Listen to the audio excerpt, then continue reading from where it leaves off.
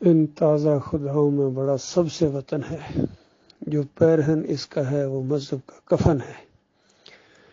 یعنی یہ ملک کے لیے جان دیں گے، کوئی قوم کے لیے جان دے رہا ہے، کوئی ملک کے لیے جان دے رہا ہے، اور کوئی جمہوریت کے لیے جان دے رہا ہے، کوئی بریلیت کے لیے، کوئی دیوبندیت کے لیے، کوئی اہل حدیثیت کے لیے، کوئی صوفیزم کے لیے، کوئی حنفیت کے لیے، کوئی حنیفیت کے لیے، سب جان دینے کے لیے تیار ہیں۔ اور بہت کم لوگ ہیں جو اپنے مالک اور خالق کے لیے جان دینے کے لیے تیار ہوں۔ جان دینا بہت بڑا کام ہوتا ہے۔ اللہ کے لیے جان دو گے تو یہ خوش قسمتی کی انتہا ہے، فوز الکبیر ہے۔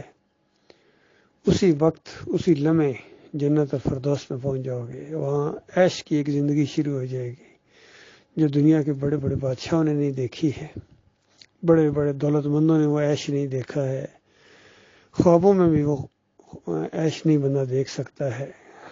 پوری دنیا کی دولت آ جائے تو وہ عیش نہیں دیکھ سکتا ہے۔ جو مالک اپنے بندوں کو جو اللہ کے راستے میں جان دے دے، اور دنیا میں جو خون نکلا ان کا، وہ خون نظر آتا ہے لیکن قیامت کے دن وہ ایسی خوشبو پھیلائے گا کہ میدان محشر مہک اٹھے گا۔ کتنے خوش قسمت ہوں گے کہ اللہ کے سامنے اس انداز سے پیش ہوں کہ مالک یہ کہہ دے کہ یہ بندہ دو عالم سے خفا میرے لیے تھا۔ تو اللہ کے لیے جان دینا، اللہ کے لیے کسی سے دشمنی رکھنا یا اللہ کے لیے کسی سے دوستی رکھنا، یہ صحیح معنوں میں کامیابی ہے، خوش قسمتی ہے، عقل مندی ہے، اللہ کی رحمت ہے، شفقت ہے، اللہ تعالیٰ کی احسان ہے، اس کے اوپر اللہ کا فضل ہے۔ باقی عام طور پر لوگوں سے پوچھا جائے، ہاں بھائی کیا اللہ کا بڑا فضل ہے جی، اللہ کا بڑا فضل ہے جی، کہاں جا رہے ہو؟ 11ویں کھانے جا رہا ہوں۔ اس کے اوپر اللہ کا فضل ہے یا لعنت پڑ رہی ہے؟ اسی طرح کچھ کہتے ہیں بڑی رحمت ہے جی اللہ کی، ہاں جی کیا کہاں سے آئے ہو؟ ووٹ دے کے آ رہا ہوں جی۔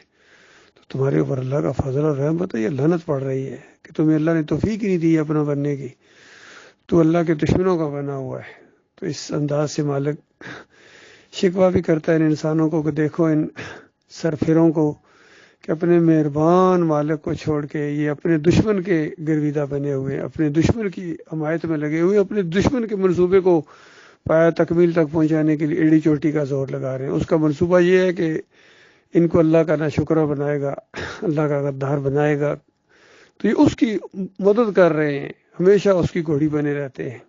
بہت کم لوگ ہیں جو مرد جیالے اللہ کی راہ کے، جو اس شیطان کو مات کرتے ہیں، اس کو گراتے ہیں اللہ کی مدد سے، اور اللہ کی مدد کے بغیر اس کو نہیں گرایا جا سکتا۔ اسی لیے اللہ تعالیٰ نے کہا کہ میری پناہ پکڑو، تم اس کا مقابلہ نہیں کر سکتے، بڑی ظالم چیز ہے، ہر وقت تمہارے ساتھ دشمنی کرے گا، آدم کی دشمنی کرے گا، یعنی انسان کی دشمنی کرے گا، چونکہ انسان کی وجہ سے ارادہ درگاہ ہوا ہے۔